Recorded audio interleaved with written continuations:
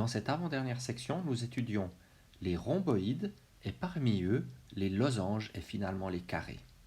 Si vous lisez les éléments d'Euclide, vous verrez que le terme rhomboïde désigne autre chose. Aujourd'hui, de manière vraiment générale, un rhomboïde désigne un quadrilatère qui admet l'une de ses diagonales comme axe de symétrie. Il y en a de deux types, ceux qui sont convexes et qu'on appelle cerfs-volants, que vous voyez par exemple ici à gauche, et ceux qui sont non convexes et qu'on appelle fer de lance. Les propriétés des rhomboïdes sont les suivantes. Les rhomboïdes sont simples. La démonstration n'est pas indiquée, mais clairement si deux côtés d'un rhomboïde se croisaient en un point qui n'est pas un sommet, ce point devrait être sur l'axe de symétrie, c'est-à-dire que la diagonale devrait aussi couper ces côtés en ce même point, si bien qu'elle serait confondue avec les côtés et le quadrilatère serait dégénéré. Donc forcément, un rhomboïde est simple. De plus, les diagonales sont perpendiculaires l'une à l'autre. Il existe une paire d'angles opposés isométriques et il existe deux paires de côtés consécutifs qui sont isométriques. La démonstration vient du fait que par définition, un rhomboïde admet une diagonale comme axe de symétrie. Donc l'autre diagonale doit forcément être transformée en elle-même, elle est donc perpendiculaire et ceci prouve 1. De plus, une isométrie, la symétrie axiale par rapport à la diagonale, qui est un axe de symétrie, envoie un angle sur un angle isométrique et un côté sur un côté isométrique, ce qui prouve 2 et 3. On va encore illustrer ceci sur le dessin. D'une part, le point 1, les diagonales sont perpendiculaires, quitte à prolonger l'une d'entre elles dans le cas qui n'est pas convexe. J'ai deux angles opposés qui sont isométriques. Ici l'angle en B et l'angle en D. Ici l'angle en F et l'angle en H qui sont isométriques. Et j'ai deux paires de côtés consécutifs isométriques. Les côtés CB et CD sont isométriques et les côtés AB et AD sont isométriques. Et ici, de la même façon, GF et GH sont isométriques, EF et EH sont isométriques. Ceci termine déjà notre étude des rhomboïdes. Définissons encore un losange. Un losange est un quadrilatère symétrique par rapport à ses deux diagonales. C'est donc un rhomboïde de deux manières différentes.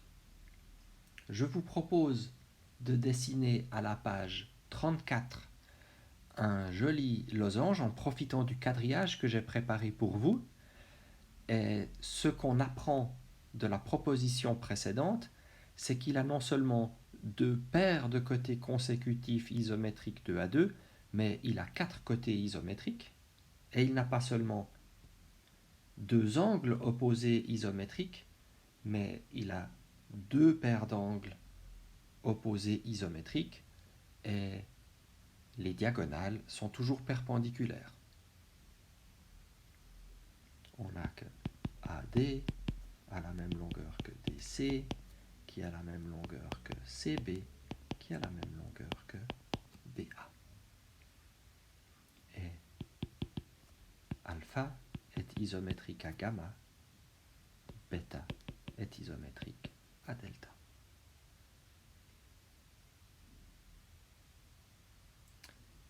Ceci est résumé dans la proposition 5.4 qu'on vient d'expliquer, qui est une conséquence directe de la proposition précédente pour les rhomboïdes.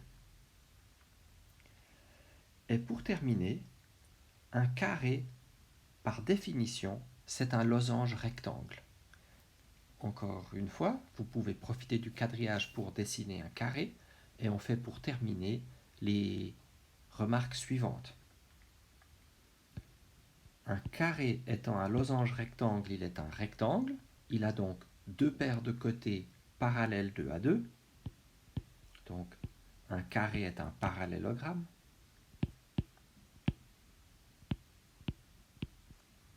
Parfois, je vais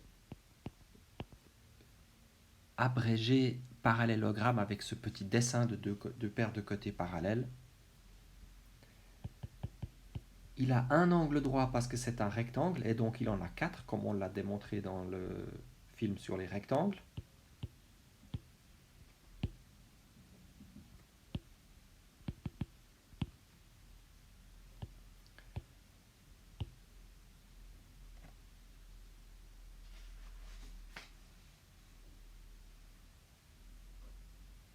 Un carré, enfin, est un trapèze.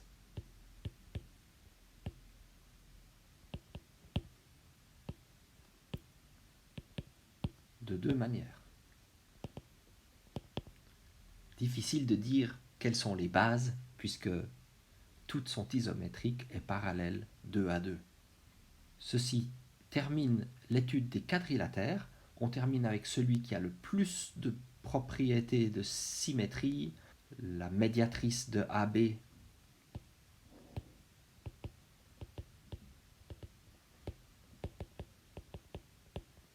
est un axe de symétrie. Vous vous souvenez peut-être qu'on a étudié toutes les isométries du carré, on avait des symétries et des rotations,